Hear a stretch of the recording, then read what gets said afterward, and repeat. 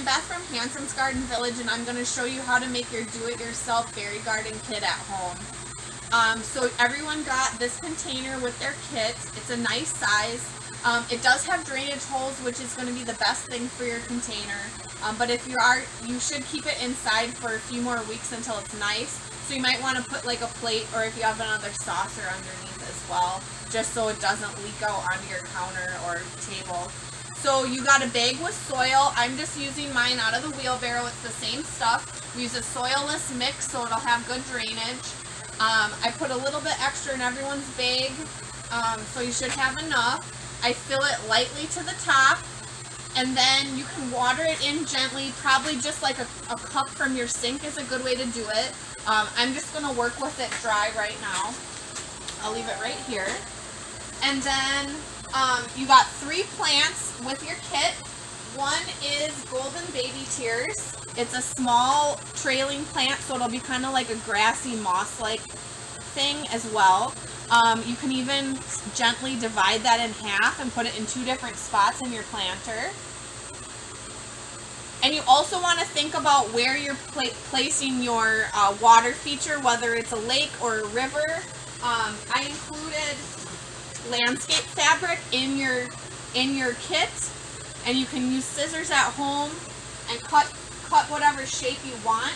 We use this so when you put the rocks or gravel on top and you water, they don't sink to the bottom. So I'm going to be making a little lake, and then you all get some blue stones with your kit, and you just set those nicely on top.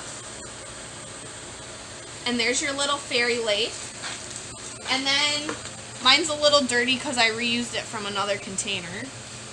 Then you also get a viola, which is a nice early spring plant that can take a little bit of cold, so it can go outside a little bit sooner than most other things. But you probably won't want to put this outside until it's at least 50 degrees overnight. So you can decide where you're going to place it. You don't bury it deeper than the level that the soil is growing at now. You also got a little polka dot plant. We call these polka dot plants. They're just a nice colorful little foliage. All these will get a lot bigger over time and all summer long. So this is a cute little fairy shrub. And then you can place your little figurines wherever you'd like. You might also have figurines from previous fairy gardens or toys and things at home that you could use. Sticks, you could use hot glue and make little trellises, arbors, things like that. My secret to making it look like a realistic garden is to just find some stones outside, and these won't be included in your kit, and just place them nicely, natural looking into your fairy garden. And then you're just going to water it, taking care of it. If stuff starts getting too big, you can always prune things back. You can pull some of this out. You can clip these, but you're going to want to wait till they're a little bit bigger. We'll also send a fertilizer tablet. It's a slow release Osmocote, so you just stick it into the soil and kind of bury it a little bit, and that'll keep it fertilized for the summer.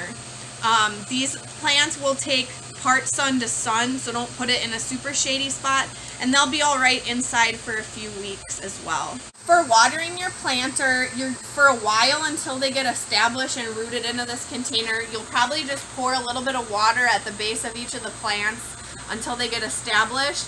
And then as it gets larger and more full, you'll just want to water gently so you don't get all the rocks. And just watch for your soil consistency and if it's light versus heavy and wet. And that's when you'll need to be watering it or not. And it's always good to get your plants out on a nice, warm, sunny day. Make sure you bring them in at night though still. Hope everyone has a nice Easter weekend and enjoys their do-it-yourself fairy garden kits. We'll be trying to do more kits throughout the weeks with different herbs, flowers, and things just to keep people interested in gardening, and we hope everyone has a renewed interest in bringing the beauty and pleasure of gardening to your life. Thanks.